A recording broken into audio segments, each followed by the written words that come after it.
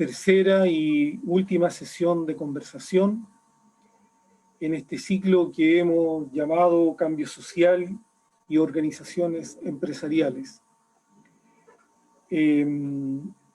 Como siempre, en cada sesión doy cuenta, ¿no?, de la inspiración de nuestra fundación que ha organizado estos ciclos de conversaciones, un poco también para que se enteren del espíritu, ¿no?, de los propósitos de nuestra fundación y que se concretan en estos ciclos y en cada sesión de conversación con nuestros invitados, invitadas. Decir que la Fundación Evolución Social Ecológica se nutre del marco comprensivo sistémico evolutivo denominado biología social, la cual ha sido un campo de investigación que he desarrollado durante varios años. El propósito de la Fundación como tal busca intensificar la convivencia social entre las personas en todo lugar, circunstancia y organizaciones donde se encuentren, propiciando, ¿no?, y eso es lo fundamental que llevamos en cada ciclo, la acción reflexiva emocional. Y eso en parte lo que no en parte, sino que vamos a buscar generar en su integralidad esta noche, ¿no?, con nuestra invitada. ¿Y quién es nuestra invitada? Yanina Figueroa. Ella es empresaria PYME, fundadora de la Corporación Mujeres Líderes para Chile, secretaria nacional de UNAPYME, conferencista de emprendimiento, asociatividad e innovación en Chile y países de América Latina y el Caribe. Miembro del Comité de Mujeres Líderes de las Américas. Ella abordará no un tema, yo diría, ¿no?, sino que un asunto de relevancia, sobre todo en el momento histórico que estamos viviendo, no tan solo en Chile, ¿no? Esto es un asunto, yo diría, de sociabilidad planetaria. ¿Por qué tantos movimientos sociales? ¿Por qué tanto disgusto, no? ¿Por qué tanto malestar? ¿Por qué las viejas instituciones caen a pedazos, ¿no? Y esto no es fácil, porque algunos quieren y otros no quieren. Y precisamente ella hablará sobre ética y empresa. ¿Qué tal, Yanina? ¿Cómo estás? Muchas gracias. Bienvenida acá. Muchas gracias.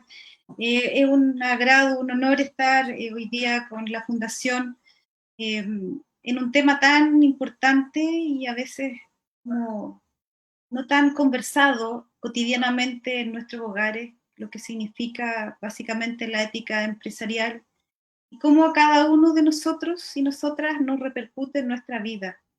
Así que me parece que es un tema muy interesante de poder abordar. Algunas cositas te puedo contar de eso, que me han pasado también a mí, con respecto a la falta de ética empresarial.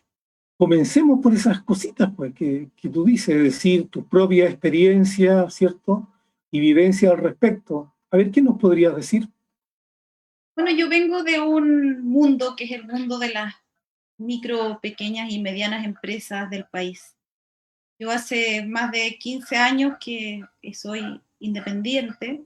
A mí me marcó mucho en mi vida de partir la independencia.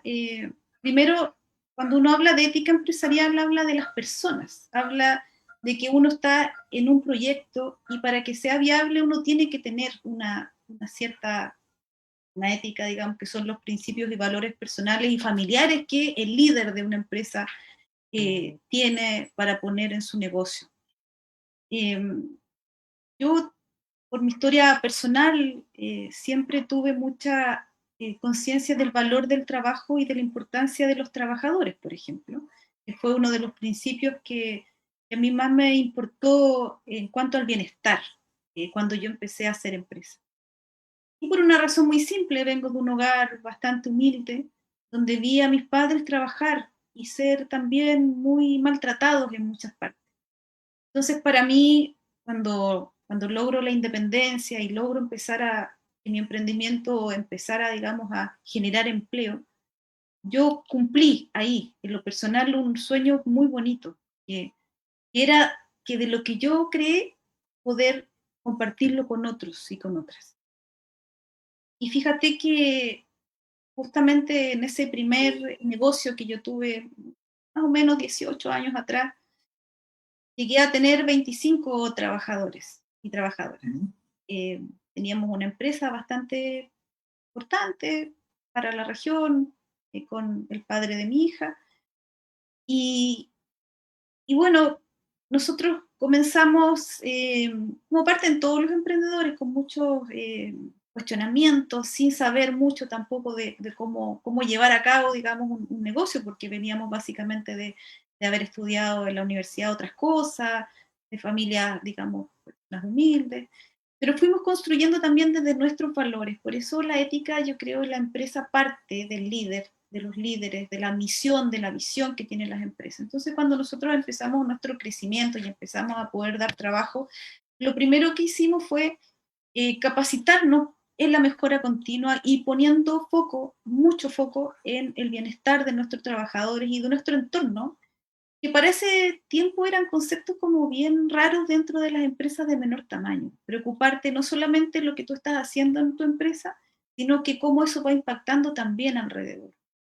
No sé, por ejemplo, nosotros tratábamos de no tener ruidos molestos. Por ejemplo, no habían ruidos molestos, a pesar de que era una distribuidora donde entraban vehículos grandes, pesados, teníamos horarios de corte para recibir mercadería para que no impactara a los vecinos, a pesar de que el lugar tenía un metraje cuadrado bastante amplio. Hacernos cargo de nuestros desechos, celebrar, por ejemplo, todas las cosas importantes para nuestros trabajadores, tomar desayuno todos juntos, que pueden ser cosas muy locas, pero fíjate que cuando las empresas logran ese tipo de prácticas, son empresas que son confiables para los clientes, que tienen una valoración especial en el mercado y que pueden sostenerse con mayor confianza frente a las demás personas que intervienen en este ecosistema. Pero también vimos la otra parte, cómo la falta de ética de otras empresas con las cuales Ujú. nosotros hacíamos negocio, empezaron a impactar fuertemente en nuestro crecimiento y limitando nuestro desarrollo. Y en ese tiempo nosotros, por ejemplo, que atendíamos casi toda la quinta región y también parte de entidades del Estado, nos vimos absolutamente en un momento sobrepasados por la falta de pago, ¿ya? De las empresas de mayor tamaño a las que nosotros vendíamos nuestros insumos. Y A ver, también, discúlpame, eso es interesante, Janine, disculpa que te interrumpa, es que eso es interesante ir como desmenuzando, ¿sí, no? En su detalle, por ejemplo, es decir, la competencia no era con un par de tu mismo rubro, sino que ya comenzaba a haber esta suerte de un mayor, una empresa de mayor volumen con una de menor volumen. ¿Tú te estás refiriendo? ¿Un no, conflicto yo me ahí? estoy refiriendo a que básicamente la competencia en el país siempre ha sido muy concentrada. A ¿Ya? 18 años atrás no era tanto, tal vez el mercado variaba entre un 70 y un 30, hoy día tenemos un 90-10. El problema no era ese, el problema era que, por ejemplo, la falta de ética empresarial de otros empezó a mermar nuestro crecimiento y perjudicando nuestro desarrollo, por ejemplo, en el caso de los pagos. Ah, Cuando a uno le empiezan a pagar a 90, a 120 días, o cuando finalmente no te pagan y tienes que recurrir, por ejemplo, a la cuarta copia en ese tiempo para hacer uso por medio de un tribunal del pago. Y cuando eso es reiterativo, cuando eso se hace una cultura y tú ves que casi toda tu contabilidad está prácticamente en la calle, empiezas a tener un negocio poco sostenible. Y ahí fue que también con errores también, eh, se llama, del mismo rubro y también con algunas variaciones que tuvo el mercado, es que nosotros quebramos esa empresa básicamente en el 2009-2010. mira. Y básicamente por la falta de liquidez por tener un pago absolutamente inviable y poco sostenible para poder nosotros mantener esa operación en el tiempo. Y yo a partir del 2010, porque además esto viene con un quiebre familiar, todo lo que conlleva tener una quiebra de este tipo, yo emprendo sola una empresa que hasta el día de hoy la puedo mantener a pesar de la pandemia. eh, y creo que el valor de la ética en los negocios siempre lo da el líder, porque es el líder el que interviene. A eso me quiero referir. Y las empresas o el ecosistema que no tienen esas mismas visiones o esas mismas prácticas perjudican absolutamente, no solamente a los consumidores cuando nos enfrentamos, por ejemplo, a los casos de colusiones, o no solamente desde el punto de vista político cuando nos enfrentamos a la corrupción que determina beneficiar ciertos espacios dentro del mercado, como por ejemplo en el caso de la ley de pesca, Corpesca y todo lo que nosotros sabemos los chilenos y chilenas que sucedió ahí, sino que esto afecta también la interrelación de empresas, ¿ya? Entonces, por eso es que los principios que uno maneja dentro de las empresas, que son valóricos, que son éticos, son muy personales y que si uno no se los transmite al equipo, perjudica una parte de la empresa. Pero también la empresa se ve perjudicada con las malas prácticas de otras empresas con las cuales uno se relaciona. Es decir, esto es interesante, ¿no? Porque tú eh, has vivido un poco, es decir, de tu historia familiar, ¿no? La ética inmersa en tu vivir, ¿cierto? Sí. Porque no es un asunto teórico ni de tema, sino que eso que la cultura llama valores intrínsecamente estaban internalizados en ti. Y eso tú lo llevaste cuando ya asumiste este rol de empresaria, tu actividad como empresaria, lo llevaste a tu gente, a tu personal, a las personas, ¿cierto? Entonces, esto es interesante verlo, o sea, tú tenías un espacio de ética interna a tu empresa, sin embargo, de manera externa, en la relación ya sea comercial o con o con otra empresa, por así decirlo, vivía en la negación de lo ético. ¿Sí? Claro, sí. Entonces a veces no solamente basta que tu proyecto tenga esa viabilidad, con el cual los empresarios, fíjate, yo que tengo una relación con muchas empresas de menor tamaño, las empresas más exitosas y más prósperas, no estoy hablando de las grandes empresas, estoy hablando específicamente de las empresas familiares, 5, 10 ¿Sí? trabajadores, 4 trabajadores, eh, que mantienen un clima de respeto, de valoración al trabajo, de valoración al cliente. Son empresas que pueden mantener una operación, ¿ya? Pero también son perjudicadas por la falta de ética de su entorno y de su ecosistema. Entonces, si eso fuera un principio rector para todos los que hacemos negocios, porque finalmente, si uno piensa, los negocios y las empresas son tremendamente necesarias para poder sostener el desarrollo y la economía no solamente de nuestras ciudades, sino que de nuestros países y del mundo entero. Pero ¿cómo vamos haciendo que estas prácticas sean estandarizadas y que sea un principio rector en los negocios? Que creo que lo hemos ido perdiendo cada vez más, específicamente con este sistema neoliberal que nos rige. Porque este sistema neoliberal lo que nos hace es que finalmente, primero, nos pone a competir. No nos habla de colaboración, nos habla de competencia, pero además nos habla del lucro. Y cuando el lucro está por sobre los valores que puede tener una empresa de protección laboral, por ejemplo, de respeto al medio ambiente, de responsabilidad social empresarial, cuando eso no va conversando y solamente lo que tenemos que hacer es competir y lucrar lo que más se pueda, tú vas como con no sé, en una moto o en una carretera sin mirar a ningún lugar. Y yo creo que esos principios y esos valores los hemos perdido en gran parte del gran empresariado de este país. Y de eso tenemos, pero ejemplos para tirar a la chuña, porque yo que además fui la voz pública en la defensa de la colusión del papel higiénico por los pequeños fabricantes chilenos y por los consumidores, un escándalo tan gigantesco, Sí, por supuesto. fueron millones de dólares defraudados durante 10 años, no solamente a los bolsillos directos de los consumidores, que éramos prácticamente todos los chilenos, sino que también durante muchos años, yo diría que hasta el día de hoy, los pequeños productores de papel higiénico no coludido jamás vamos a tener un mayor crecimiento porque siguen siendo ellos los dueños del mercado.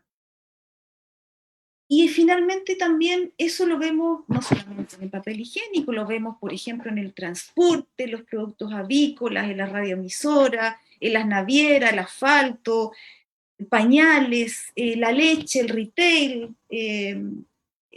las empresas, digamos, de ropa. Hubo hace poco una cosa entre Almacenes París y Falabella. Eso se va viendo como una constante en lo que significa las grandes empresas de este país. Entonces, cuando sucede eso y se atomiza de la manera en que nosotros tenemos nuestra economía, se van derivando todos los problemas que la gente en la calle dijo el 18 de octubre. Cuando la gente, cuando todos nosotros hablamos de abuso, hablamos finalmente de varias cosas. Primero, la mercantilización de nuestros derechos que deberían ser garantizados. Y por otro lado, el que tú sabes que cada vez que estás comprando algo, como que algo te están robando también. Y también que la institucionalidad es laxa y que no nos protege. Una de las preguntas que yo hacía en el momento de la colusión del papel higiénico era que, ¿qué pasaba por la institucionalidad que no se daba cuenta que las siderales ganancias y utilidades de estas empresas, que supuestamente serían públicas a partir de estudios de impuestos internos, no lanzaron alertas al Tribunal de la Libre Competencia, por ejemplo, o la Fiscalía Nacional Económica? Entonces, cuando uno dice pasan 10 años en que suceden este tipo de prácticas, aquí hay algo que no va conversando o alguien tiene una manga ancha para que finalmente el abuso se institucionalice de esta forma. Mm. Entonces yo creo que hay una mezcla entre la falta de protección, la falta de Estado, la falta de protección hacia los ciudadanos y ciudadanas, por lo que la gente dice el 18 de octubre. Y tiene mucho que ver con esto, con esta práctica sostenible en el tiempo que hemos ido viviendo los chilenos y chilenas. Oye, ¿cómo se te ocurre, Janina, esto de ir situando un poco el ámbito de lo ético? Por ejemplo, sería la pregunta respecto, porque eh, hablamos ciertamente de la economía neoliberal, ¿no? Y se le atribuye, ¿cierto? Una suerte de irrupción o destrucción, ¿no? Del comportamiento o del comportamiento y el aspecto valórico, psíquico incluso, ¿no? Pero por ahí es la pregunta que te quiero realizar, ¿no? Es decir, uno podría atribuir a un cierto modelo económico, a una cierta transgresión o modificaciones de la eticidad de las personas, y esta es la otra alternativa, o es que ya está dado, ya, igual como estaba dado en ti, ¿no? Tú estabas como por tu crianza, por tu formación, ¿cierto? Por muchos elementos, ¿no? Históricos tuyos, personales, familiares, estabas como orientada a un comportamiento ético. Entonces, digo, en el mismo sentido, ¿no? Entonces, no depende tanto, y por eso es la alternativa, la otra pregunta alternativa es, no es tanto el modelo, sino que una cierta predisposición y orientación ya histórica familiar. Es decir, la gente que se colude eh, es ética, estaba en la eticidad. Me da la impresión que no, pero fíjate que yo no tengo una formación en las mejores escuelas de negocio, yo soy profesora.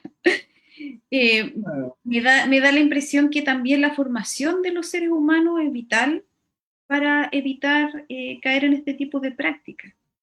Ahora, las grandes riquezas de Chile vienen mal concebidas, o sea, nosotros sabemos que las grandes ganancias y los grandes grupos económicos fueron los primeros funcionarios públicos mejor pagados en dictadura, cuando se les además entrega capitales de la Corfo para que empiecen a explotar cosas que nos pertenecían a todos nosotros. Hoy día, donde tú Hablas mires, de las ventas, ¿no? De venta de industria, ¿sí? sí, claro, de toda la venta de industria que se hizo este puñado de funcionarios públicos de la dictadura, que fueron tremendamente indemnizados, que como ningún chileno en la vida podría haber sido indemnizado, entregándoles prácticamente en bandeja empresas estratégicas para nuestro país. Entonces, cuando la cosa parte por ahí, eh, me da la impresión que también estas personas que fueron adoradores de un modelo dictatorial, tuvo además 17 años gobernando nuestro país con una conciencia de tener un manejo económico sostenible en el tiempo a partir de este grupo de personas. Tiene una concepción absolutamente equivocada, yo creo, de lo que significa pensar en el bien común y en el desarrollo humano y en el respeto y en los derechos humanos. Y todo eso que no conversa efectivamente con el bienestar del otro. Son los grandes modelos de muchos de los economistas de este país. Es cosa de, por ejemplo, remontarse a algunos ministros de hace muy poco, no sé, Valente, Larraín, cuando hacen sociedades por inversiones, piden millonarios créditos a la Corfo, los meten en la Universidad de Santo Tomás, después la venden al ratito después. Esa forma de hacer negocio, las que hace este candidato expresidente del Banco del Estado, que forma sociedades pequeñas, hace tremendas asesorías para el Estado o para otras grandes empresas, pone personas de su confianza en los directorios de los comités de riesgo de la Corfo, y ahí se va metiendo y se va entramando, porque hay una casta, especialmente de economistas y de gente que está a cargo de las grandes empresas de este país, que funciona en esa lógica del lucro y de la competencia. Y del aseguramiento me da la impresión, no solamente de su descendencia, sino que de las descendencias futuras y futuras. Personas como yo y como la mayoría de los empresarios pyme, en lo que pensamos primero es que cuando uno logra dar trabajo, por lo menos para nosotros y para los que me rodean, hay excepciones, y hay también varias excepciones, que también tienen permeado este otro modelo. Pero una de las cosas más como reconfortantes para uno es poder generar una idea y dar trabajo. Fíjate que las empresas de menor tamaño no son las que pagan menos en el país a pesar del poquitito mercado que tienen. Yo, y te lo digo porque me tocó ser incidente técnico legislativa en una ley que saca Piñera hace poco de igualar el sueldo mínimo de 350 en la mayoría de las empresas, y nosotros reclamábamos fuertemente que la pyme, solamente el 40% de los menores ingresos pertenecían a las empresas pyme y el 60% pertenecía al retail y, digamos, a las empresas de mayor tamaño. Entonces pensábamos que era injusto que el gobierno subsidiara eso, porque ellos son los que tienen las mayores ganancias y las mayores partes del mercado. Por ende, ¿por qué con la plata todos los chilenos teníamos que financiar eso? ¿Entiendes? Entonces, cuando uno ve, por ejemplo, cuando parte la pandemia, que Cencosud es el primero que se acoge al seguro de cesantía de sus trabajadores, así prácticamente corriendo, como que hubiese sido diseñado para ello, y a los días después sus accionistas sacan sus siderales ganancias sin ningún asco frente, digamos, a todo un país que dice, bueno, pero si usted tiene para pagarle, para sacar sus tremendas utilidades, ¿cómo no puede mantener un poco más sus trabajadores si la pandemia recién está comenzando? Entonces, frente a esa lógica, hay muchos que se han permeado también, ¿ya? Y la corruptela, digamos, es bastante contagiosa, porque finalmente lo que nos enseña el modelo es que debemos ser exitosos a toda costa, que ojalá tengamos el mejor vehículo, que tengamos 2 o 3 viviendas, que siempre bajemos el extranjero. Entonces, esa ilusión de modelo, yo creo que ha calado fuertemente el alma de los chilenos y las chilenas. Y yo creo, o sea, son conclusiones que yo saco nomás, pues no tengo pensamiento, digamos. Uh -huh. Una de las cosas que a mí más me ha impresionado en esta pandemia, por ejemplo, es cómo las personas se agolpan a los supermercados y hacen colas gigantescas a veces solamente por comprar una o dos cosas. La otra vez veía en la cola de un supermercado que una señora le entrevistaba y le decía, ¿cuánto tiempo llevo en la cola? No, llevo media hora. Y le falta, tiene que comprar muchas cosas, no vengo a comprar pan. Entonces desde eso uno piensa, a ver, pero esta señora, ¿por qué hace una cola de media hora y no prefiere ir al negocio de la esquina? ¿Entiendes? Y a veces las personas ni siquiera sabemos por qué estamos ahí. O cuando uno ve, por ejemplo, las inauguraciones de las tiendas gringas, especialmente algunas que han inaugurado, por ejemplo, aquí en la región de Valparaíso, y las personas empiezan a hacer la cola el día anterior. Eso es algo que no, ¿Cómo yo, te no- lo explicas? yo me lo explico en que el modelo nos enseñó además a ser tan bien consumidores, porque lo sostiene el consumo, este modelo lo sostiene el consumo, y el consumo rápido, porque tú sabes que ahora las cosas no duran nada, entonces uno las compra, las compra, una y otra vez. Eh, y finalmente nosotros nos hemos vuelto unos muy serviles al modelo, a lo que sucede. Mira, la semana pasada nosotros estábamos en un conflicto gremial con respecto al cierre de las ferias libres.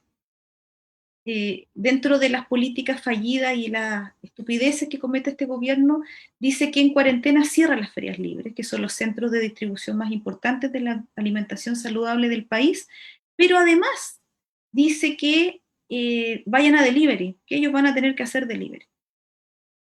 Y finalmente lo que pasa entre el anuncio y la corrección del anuncio, que fue una gestión gremial, para decirle a la autoridad, oiga, el 5% de las ferias libres hace delivery en Chile, por ende no se va a poder atender la población, entonces reculan al rato después. Pero en esas horas que se demora la negociación, la gente se volvió loca yendo a la feria. Entonces, por los altos niveles de pandemia, teníamos la Feria de la Avenida Argentina con una cantidad impresionante de personas, sin pensar que se podían contagiar. Estamos en unos niveles atroces de pandemia, especialmente en la ciudad de Valparaíso. Y fíjate que la feria era solamente un fin de semana que no iba a funcionar. Entonces, esa conducta las conclusiones que yo saco desde un ser humano común y corriente, de una ciudadana que observa, y que finalmente estamos aleccionados para estar de esa manera, vueltos locos tratando de consumir, Consumismo. consumir. Y eso demuestra que tal vez este modelo tengamos alguna posibilidad de cambiarlo, obviamente, en los procesos políticos que vienen para nuestro país. Pero también va a tener que haber una reeducación del alma de cada uno de nosotros. Pero Porque eso es interesante, mira lo que están mencionando, ¿no? Y me hace como dar un pequeño giro, ¿no? No para cambiar de tema ni la orientación de la conversación, sino que es que me quedé en el siguiente punto, ¿no? Por ejemplo, ¿cómo asociar, ¿no? El trabajo que te escuché a ti como una cosa relevante, ¿no? Como actividad, ¿no? Como actividad de hacer algo para obtener un recurso como consecuencia, ¿sí? Así uh-huh. consigo el trabajo, como una actividad, ¿no? Propia y obviamente ligada a otras personas, pero el trabajo como actividad para lograr un algo, llámese remunerativo, un bien, lo que fuese, pero el medio del trabajo ligado al negocio, porque la lógica del negocio es inmediatamente finalista, ¿no? Es la ganancia, la obtención de ganancia Uh-huh. y la ética. ¿Cómo jugarías con esas tres dimensiones, en verdad? Trabajo, negocio y ética, donde sí se articula la ética, donde no se articula la ética y el comportamiento, ¿no? Hablando de esta alma o psiquismo en el que estamos, ¿no? Bueno, yo siento que las empresas que son más felices son las que pueden compatibilizar justamente como hilo conductor la ética y la felicidad dentro del entorno que va a generar riqueza. Porque finalmente lo que hacen los negocios es generar riqueza. Si esa riqueza se reparte de buena manera, el entorno y la productividad de las empresas suben. Y de eso hay experiencias a lo largo del el mundo y también en Chile. O sea, Las disculpa, cooperativas, reconociendo el trabajo como una actividad de colaboración de las personas que están ahí en la empresa, sí, que participan del negocio.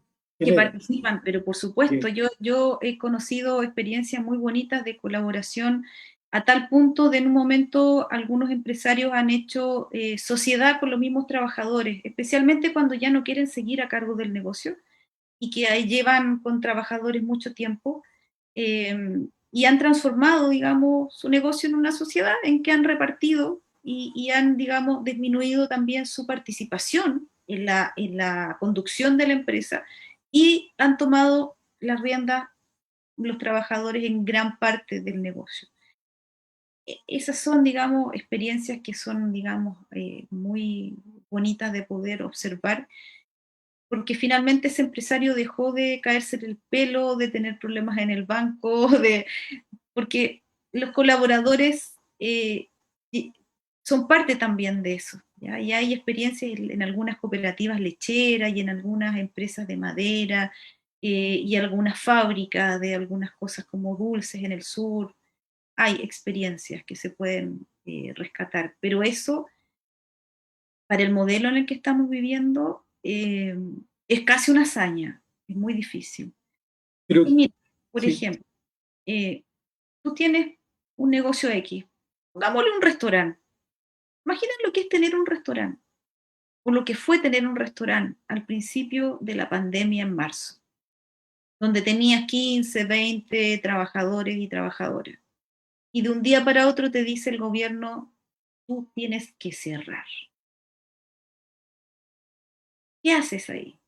Tú puedes mantener, obviamente, y como lo hicieron la mayoría de las empresas de menor tamaño, los restaurantes en este caso, los trabajadores acogidos al seguro de cesantía. Pero pasaron los meses y tú ya no pudiste pagar porque tenerlos acogidos al seguro de cesantía involucra que nosotros como empleador teníamos que pagar sus cotizaciones. Entonces, una planilla de 10, de 15, puede ser que en un mes y 2 meses tú las puedas sostener con tus utilidades, con tus ganancias, con lo que te quedó en caja, pero cuando tú empiezas al tercer, cuarto mes, quinto mes y no tienes venta, y ahí tienes el dilema, ¿qué haces? Es así como yo vi y vimos en realidad los dirigentes gremiales a nivel nacional cerrar muchas, miles de empresas de menor tamaño. Y ahí tú tienes ese dilema, porque claro, finalmente cuando el mercado te dio la posibilidad, tú estuviste ahí generando un entorno que generó riqueza y beneficio, no solamente para ti, sino que para tu entorno laboral. Pero cuando las condiciones por ley te las cierran, ahí te encontraste, digamos, con tal vez lo más oscuro de cada uno, de no poder resolver un problema y tal vez algunos ya están en tribunales y tienen, digamos, algunas demandas y así. Entonces, claro, también depende cómo el ecosistema te permite el desarrollo. el ecosistema. Y cuando dice ecosistema, dices otras personas, O sea, Estado, otras organizaciones, mercado, no, te digo yo, el Estado, leyes. el mercado, las leyes. O sea, nosotros no tuvimos ningún tipo de protección. Entonces, qué difícil es poder mantener lo que habíamos podido crear con mucho esfuerzo en tiempos como estos, que nos desafían absolutamente a ver cómo nos reinventamos además. Imagínate que Que- estuvimos 8 meses cerrados en Valparaíso y en Viña del Mar. Yo, esta última cuarentena me tocó justo recibir la noticia de que retrocedía Viña del Mar en el restaurante de un muy buen amigo y tenía los ojos llenos de lágrimas porque me decía, mira, yo ya no sé qué hacer. Estuve 8 meses cerrado y ahora volvemos de nuevo. Toda la inversión que yo hice para acondicionar por el paso a paso, solito, de mi bolsillo, y ahora otra vez a estar cerrado. claro, Entonces, nos ha puesto a prueba esta pandemia en muchos sentidos. me imagino. Yo, escuchándote, ¿no? En este transcurso de la conversación, Veo, sí, sin duda ligada la ética o la eticidad a las personas, su comportamiento. Y, a ver, nuevamente como pregunta, no como interrogante, ¿se podrá hacer una empresa o una organización ética? Yo creo que absolutamente posible, por supuesto. ¿Y cómo hacer ese salto de las personas a la organización? Bueno, yo creo que cuando uno encabeza un proyecto, o sea, todos los proyectos, las empresas no son etéreas, las empresas la crean las personas y la lideran personas. Y cuando las personas tienen un sustento ético dentro de cualquier proyecto que realicen, se supone que uno va a permear todo lo que conlleva esta horizontalidad, en realidad no pirámide dentro de la empresa, es la horizontalidad en la que nos tenemos que desarrollar los seres humanos. Yo he visto proyectos y he vivido en carne propia el poder sostener negocios con ese principio. Eh, una vez me invitaron a una charla a la Universidad de Chile, a la Escuela de Economía, donde muchos de los que se coluden y los que han hecho bastantes pillerías en el país se educaron en esa facultad. Entonces yo le preguntaba justamente a las personas que estaban a cargo, decanos, profesores, ¿cachai? Que, cómo asumían también un poco qué mea culpa se hacía la academia con todos estos personajes que los estaban mandando a clases de ética después de haber, por Sí, ejemplo, financiado ilegalmente la política. Eh, no, bueno, no fue una pregunta muy cómoda, pero sí ellos tenían conciencia de que había tal vez una falla ahí también, porque las instituciones formadoras tienen una responsabilidad también en que los seres humanos que van a salir de esas tremendas facultades, o del Adolfo Ibáñez y todas estas empresas, digamos, donde se educan todos estos personajes, eh, finalmente terminen siendo gente que piensa en el bien común y que se desarrolle en una sociedad que apunta con valores a transformarse. ¿Qué los transformó en eso? Un paso largo por las escuelas de negocios, cómo se transformaron en lo que son. Entonces, ese dilema yo no sé cómo se resolverá. Lo que sí sé es que no se ha resuelto y que sigue exactamente igual. Algunas votaciones, por ejemplo, del Parlamento, que favorecen a las grandes empresas, es transversal. A nosotros nos tocó, a mí me tocó el año pasado hacer la incidencia en casi todas las comisiones de Hacienda y Economía por el proyecto de reactivación económica que supuestamente era para las pymes. Y uno observaba y uno puede decir, mira, sabes que efectivamente tenemos un gobierno proclive, empresarial, digamos, la segunda o tercera riqueza más grande del país la tiene nuestro presidente de la República. No podíamos esperar que gobernara, digamos, para otras personas que no fuera el gran empresariado. Pero en fin, pero al ver las votaciones de la oposición, de gran parte de la oposición, uno dice ya esta cosa ya no tiene, ¿por dónde uno la agarra en el fondo? ¿por Porque qué? los que nos defienden, se supone, los que están más proclives a ser garantes de derechos y poder ser como justicieros en este tipo de chamullos que ha querido meter el gobierno en distintos proyectos de ley, también hicieron vista gorda. eh, y O uno sea, no dice, éticos, claro, no mira, éticos. dice uno, ¿ah? Cómo ellos favorecen con recursos de todos nosotros que finalmente la gran empresa sea la gran beneficiada en este tipo de cosas, las compras públicas, por ejemplo. Hay corrupción, hay una falta de ética. Mira, a mí siempre me llamó mucho la atención por qué dentro de la ley de sanción hacia las colusiones no quedó específicamente puesto de que una empresa que se colude, el Estado nunca más le compra, por ejemplo. Eso no quedó en la modificación de esa ley que se hizo y que se endureció las penas, pero no es retroactiva. Entonces, finalmente, ninguno de los coludidos ha ido a la cárcel, han pagado multas que no se condicen con lo que robaron. Bueno, el cuento que saben todos los chilenos. Pero a mí me llama la atención, fíjate, porque, por ejemplo, ahora en pandemia, uno de los coludidos del papel ha sido uno de los grandes vendedores para el Estado. Entonces, uno dice, wow, entonces en el Estado el principio de la ética tampoco funciona. Porque alguien debería haber dicho, mira, ¿sabes qué? Independiente que esas empresas generen empleo, no genera la mayor cantidad de empleo en el país. La mayor cantidad de empleo en el país hoy día lo genera la empresa de menor tamaño, con un 60, un 55%. Ahora en pandemia hemos bajado mucho porque tenemos la mayoría de nuestras personas, las empresas que han cerrado han incrementado la cesantía en el país. Nosotros ya tenemos un 10,3%, que es bastante. Pero las empresas de mayor tamaño no son las que generan el mayor empleo en el país. ¿Ya? Entonces uno podría decir, bueno, ¿por qué no hacemos una redistribución del mercado? Intervenimos en el mercado de alguna manera, pero las empresas coludidas tienen que tener algún tipo de sanción. Pero finalmente es el Estado quien también hace los grandes negocios hasta el día de hoy. Entonces ahí hay algo que no conversa. Bueno, para allá iba. Es una cosa que no se conversa en este país. Entonces, hago la pregunta, ¿es nuestra cultura chilena ética? Lo pregunto muchas veces. Mira, una vez, o sea, me ha pasado varias veces, de repente uno está en la fila del supermercado y yo por lo menos cuando voy, que no voy mucho, no me gusta mucho ir al supermercado, pero cuando ya tengo que ir, pesco mi carro y ojalá veo cuál es la fila que tiene menos gente o la gente que tiene menos cosas en el carro para yo ponerme e irme rápido.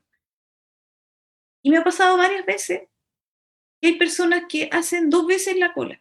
O sea, por ejemplo, un matrimonio, la señora se pone en una fila y el marido se pone en otra fila. Entonces, cuando te va a tocar a ti, aparece la persona con un tremendo carro lleno de cosas. ¿Sabes que yo lo acepté varias veces? Hasta que lo encaré. Y le dije, ¿a usted le parece correcto llegar con ese tremendo carro? Yo me puse justamente aquí porque usted estaba sola, con una bolsa de pan en la mano. ¿A usted le parece correcto que aparezca este otro señor haciendo una cola en otro lado y se venga a poner acá adelante? ¿Y qué se te dijo? Una tontera me debe haber respondido, pero yo creo que se fue le tiene que haber quedado dando vueltas. Es como el asegurado. Nos hemos vuelto un poco asegurados. Yo le digo el asegurado. ¿Por qué? ¿Ah? Pero es el mismo modelo el que nos hace competir. ¿Ah? Nos hace, no sé, la gente que se salta la fila. Sí, No sé. pero mi pregunta, disculpa, ¿Mm? Janina, en un sentido también autocrítico, yo también pertenezco, soy chileno. Entonces, me pregunto también, es autorreferencial la pregunta, en verdad. ¿Somos éticos? Porque es interesante, ¿no? Uno ¿Sabes puede qué? decir, Yo sí, creo que, mira, a ver, hay cosas que me hacen pensar que sí. a ver, El primer retiro del 10%, ¿qué es lo que hizo la gente? pago O deudas, deuda, sin duda. ¿ya? Sí, ¿Qué es lo que le atemoriza más a las personas y con lo que generalmente las personas estamos sin poder dormir en la noche? Es cuando debemos algo. Yo recuerdo, no sé, pues mi abuelita era una persona que guardaba los recibos de la luz, del agua, del sí, teléfono, qué sé yo, y lo primero que hacía apenas recibía su sueldo era ir a pagar sagradamente.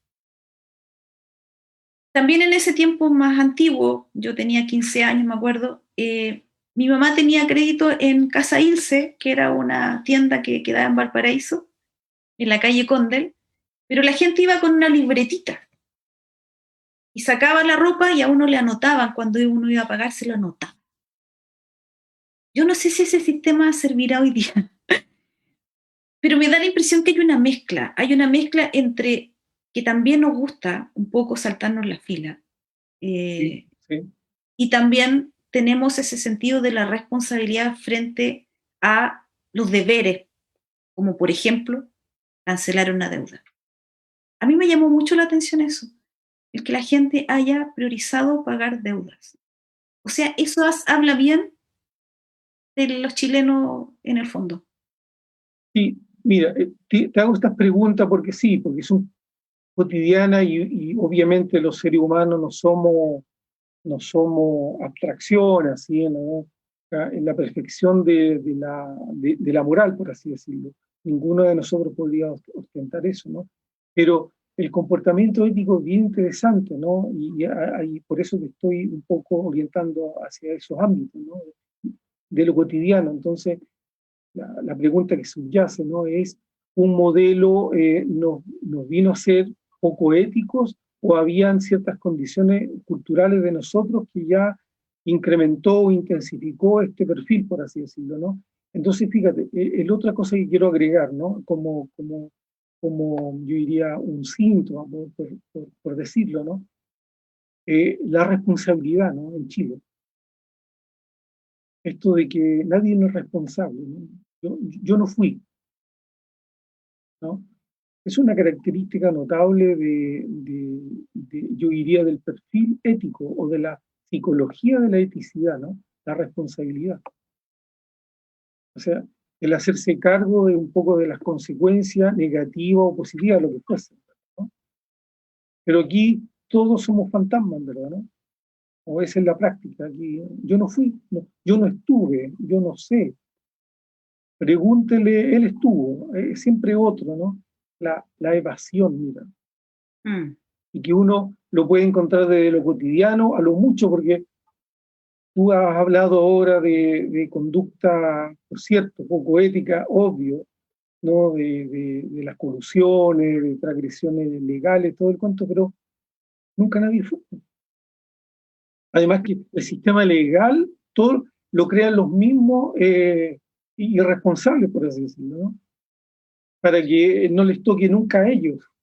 Porque un responsable podría, un ético legalista responsable sería, hagamos una ley que para todos, incluyéndome. Si yo la transgredo, va a ser lo mismo que la pueda transgredir otro, pero yo también puedo ser ese otro.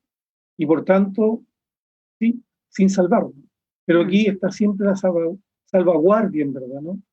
Entonces, esa mirada, ¿no? Esa mirada siempre de conveniencia, ¿no? De obtener privilegios, yo creo que va marcando un estilo psíquico, ¿no? Sí, claro. Falta de eticidad nuestra, ¿no? Sí. Y termino con una observación, ¿no? Una observación cotidiana de estar en esta cultura, ¿no? Bueno, desde niño yo me di cuenta un poco el desgaste psíquico que tenemos en nuestras relaciones interpersonales, sociales, por así decirlo, ¿no? Que es lo que estamos acostumbrados los chilenos a un doble pensamiento. Nos hacemos interpretativos, siempre uno está pensando, cuando está en diálogo entre chilenos, ¿no? De distintos niveles, ¿no? Yo creo que nos estamos interrogando mutuamente, psíquicamente, no que me está diciendo, sino qué estará pensando tras ese decir. Claro. Hay diálogos ya quebrados ya en su génesis, no hay honestidad. Y está esa sospecha psíquica siempre entre nosotros, no hay ningún diálogo directo, claro, franco, ¿no? Siempre, porque es interpretativo, es según con quién estoy lo que hay que decirle, ¿no? Por eso somos los interpretativos, ¿no? Le voy a decir lo que creo que el otro piensa, no lo que yo siento y pienso. Eso es muy raro, ¿no? Entonces, todo se va teniendo este doble estándar, ¿no? Bueno, lo decimos así, todo doble estándar. O sea, doble interpretación, sobreinterpretativo, y eso me hace ser, pero con un desgaste psíquico increíble, ¿no? Estamos siempre, por eso que el pillo, aquí estamos siempre con la psicología del que está adivinando, del que está, ¿sí? No somos francos, directos, porque eso es un ingenuo. Y la ética tiene mucho de eso, el comportamiento ético tiene que ver con eso. Sí, claro. No tiene que ver con ese mecanismo psicológico de doble interpretar, qué estará haciendo el otro. Bueno, yo pienso, siento esto, eso es muy raro acá. Entonces, ¿cómo se puede construir desde esas prácticas cotidianas una eticidad que sea un comportamiento general, ¿no? En cualquier instancia, ¿no? Familiar, de hacer negocio. ¿Sí? Bueno, me largué en una disculpa, me puse interpretativo. No, te lo entiendo perfecto. Y me pasa mucho, fíjate, porque yo me he caracterizado por ser una persona muy políticamente incorrecta. Yo mis, si tú ves las intervenciones que yo he tenido en el Parlamento, han sido eh, bien heavy. Francas, Me arrepiento un poco, pero ¿sabes qué? francas. Muy franca, es la única manera de poder sentir de que uno realmente está contribuyendo en algo a un proceso estático. Nos han enseñado durante tanto tiempo lo políticamente correcto, ¿ya? Es algo que yo nunca aprendí, ni de niña. A mí me pasaban castigando porque no había caso. Y yo creo que tiene que ver un poco también con eso, por ejemplo, la crianza. Voy a ir a una cosa muy básica, pero mira, ¿Eh? eh, yo me acuerdo haber visto una escena en la casa de una amiga, de un niñito de 5 años, y ella le decía, pero ponte el chaleco porque hace frío. No, no me lo voy a poner. Y esta escena, han sido 3, 4 minutos entre que el niño decidía efectivamente no ponerse el chaleco. Y yo me remonté a mi niñez y que en realidad no había la posibilidad ni siquiera de decir no me lo voy a poner. O sea, me lo voy a poner aunque hagan 40 grados de calor porque mamá lo dijo. Para nada tengo trauma. Entonces en un momento le digo a mi amiga, perdón, este ser humano tiene 5 años. O sea, ponle el chaleco, efectivamente ponle el chaleco. Porque le estás dando un poder de decisión. Porque él no sabe que afuera hace frío. Entonces yo creo que de repente también como estamos ejerciendo esa cultura de, de padres que estamos insertos en el mundo laboral con todo lo que significa padre y madre trabajando y con esa sensación de que los hijos están muy solos, que en pandemia es un fenómeno totalmente distinto. Los hijos recuperaron a los padres, ¿cierto? Pero eso lo podemos Mm, hablar otro día. mm. Pero antes de la pandemia, el tema era de que muchos padres suplen ese tipo de diálogo efectivamente constructivos para que este ser humano chico no crea que él conquista el mundo con los 5 años, sino que tiene que cumplir ciertas normas para poder tomar ciertas decisiones. Muy a la par del modelo, de este modelo donde los padres trabajan de sol a sol, donde los créditos son muy largos, donde llegan agotados y que lo que le dicen a los niños, todo sí. ¿Ya? Y que los compensan además con las cosas electrónicas, no hay diálogo, porque los seres humanos este modelo los cansa, no los tiene para poder crear familia, ¿entiendes? Con las horas necesarias, con lo que significa conversar en la mesa. Entonces tenemos como unas 2 generaciones, digamos ahí, eh, que son realmente impresionantes en cuanto a los análisis. No miran, no se paran, no cuestionan, a mí me abisma también ese tipo de situaciones. Ahora, una de las cosas también de que haya tal vez falta de ética en muchos de los ciudadanos y ciudadanas, nosotros mismos muchas veces, es porque uno dice, bueno, ¿y si lo hizo el otro? ¿Por qué yo no? Si yo me sentí abusado tantas veces, ¿por qué yo no? O sea, imagínate que hay una persona que le pusieron 150 días de cárcel por robarse 2 gallinas. Y a estos señores de las colusiones un par de millones que no le afectan nada y puede seguir poniéndose sus trajes de Armani, poniéndose sus lindas corbatas, sus lindas colleras y seguir, digamos, haciendo, pero además ni siquiera un tema muy público, ellos igual se pasean por todos lados, lo reciben los ministros. Entonces también ese trato de desigualdad, de sentir que somos abusados constantemente en distintas partes. Tú vas al banco lleno, tienes que hacer una tremenda cola, eh, no sé, vas a la farmacia, los remedios son carísimos, tienes que andar de farmacia en farmacia viendo dónde hace uno. O sea, esa vida cotidiana que te abusa también te hace salir, digamos, de lo más profundo que tienen los seres humanos, que debería ser, digamos, la ética de comportamiento, a transformarte en un ser humano distinto, enrabiado. O sea, la gente que tiene que trasladarse efectivamente en transporte público diariamente, en pandemia. ¿Qué le Y vas a pedir a una persona que no sé? Entonces también todo lo que lo que nos achaca también en la vida cotidiana hace que saquemos lo peor también de todos nosotros. Claro. Bueno, mira, bueno, en favor del tiempo, y sabemos también de que tú tienes tiempos comprometidos ahora para ir finalizando bueno, nosotros hemos estado interesados, ¿no? En nuestra conversación. Espero que todos los amigos, amigas que nos han seguido, ¿cierto? Estén también del mismo modo, ¿no? Bueno, pero de eso se trata, ¿no? De que la conversación haya fluido, ¿no? Y haya un poco ido generando esto que ahora estamos evidenciando con potencialidad, hablar de la vida cotidiana, porque es ahí donde estamos todo el tiempo. Entonces, es interesante, y un poco para ir cerrando esta conversación, estas reflexiones, ¿no? Contigo, ¿no ves acaso que todo el malestar, ¿no? Que se expresó en el denominado estallido exactamente hizo un giro, ¿no? Aun cuando estamos hablando de economía, estemos hablando de empresas, no le estamos quitando, ¿no? Su importancia.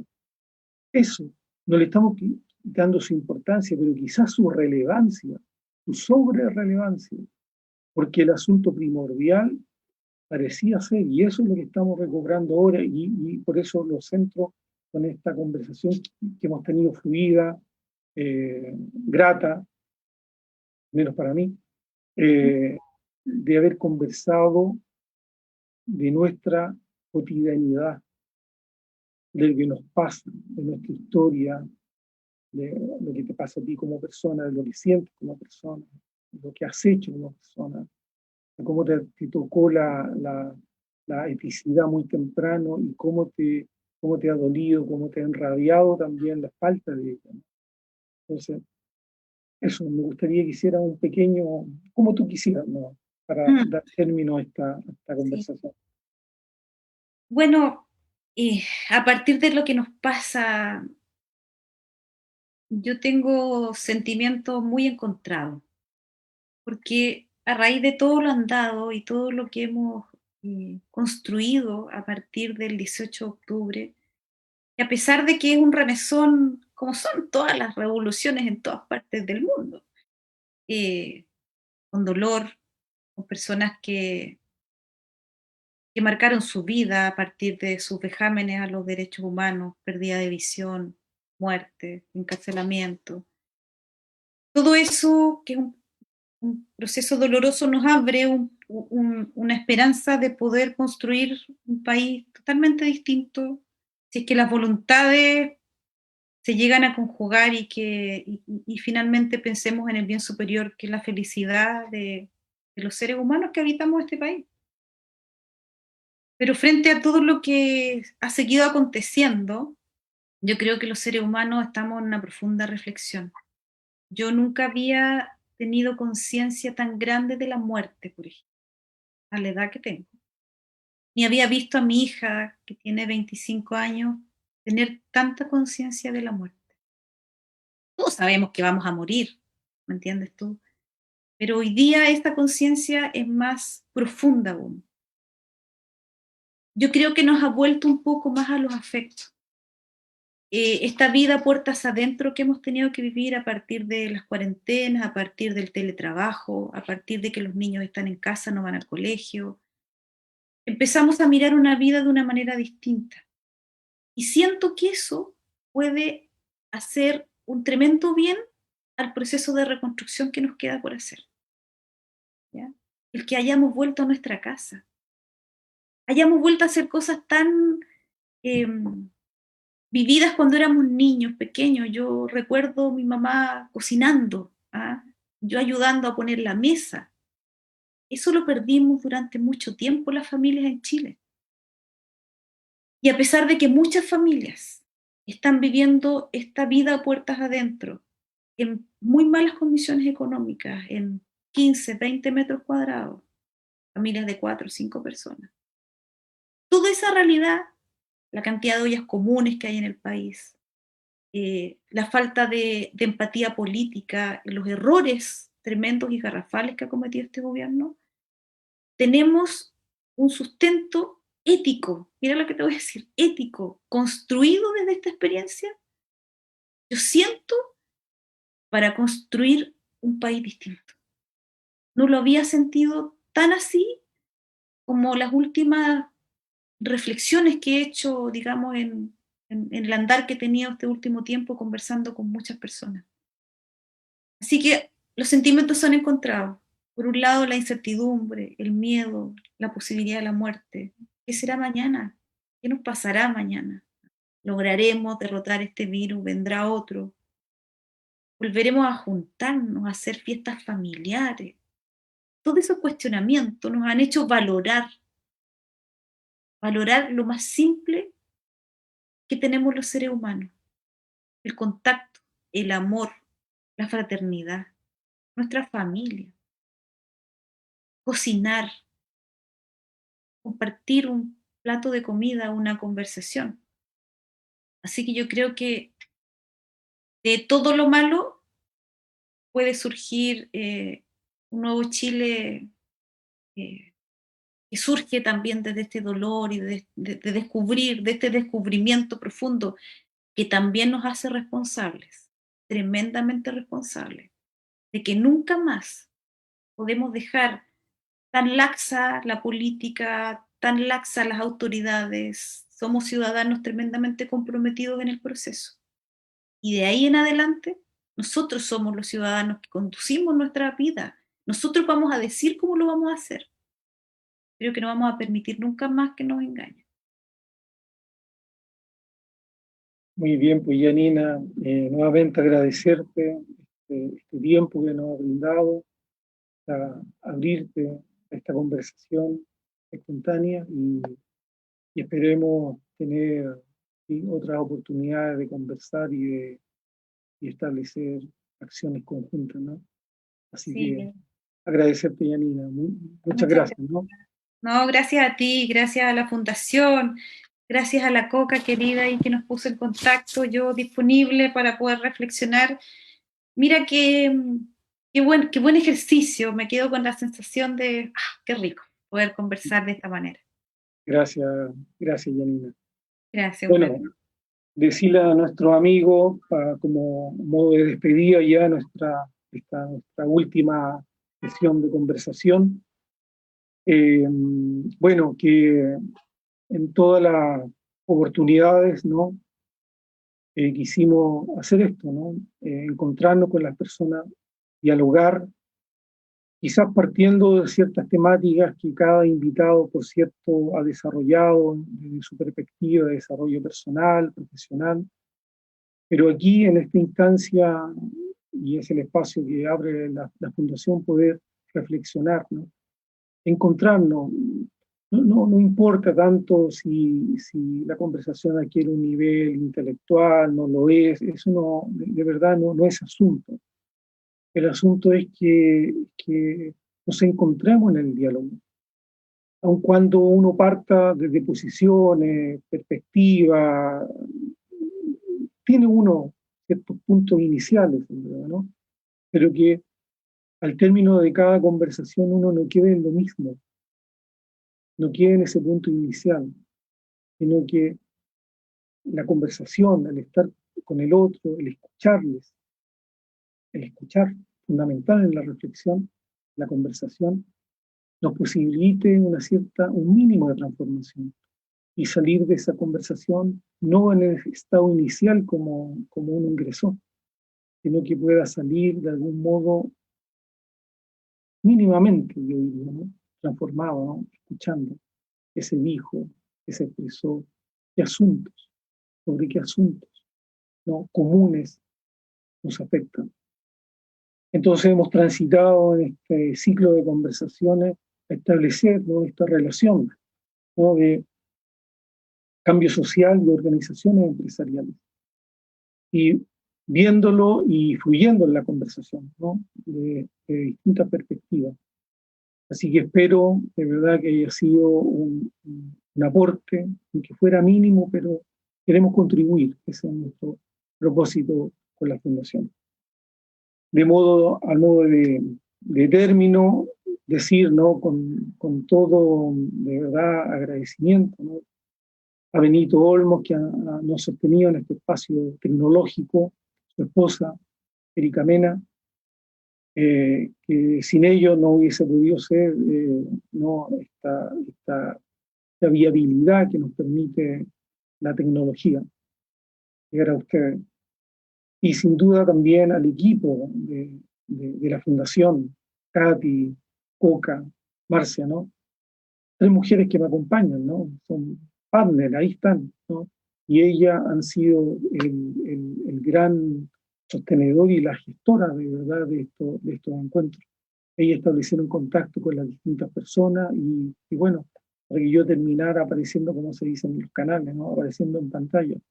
Pero uno aparece nomás en pantalla, pero está sostenido por todas las personas con su gran aporte.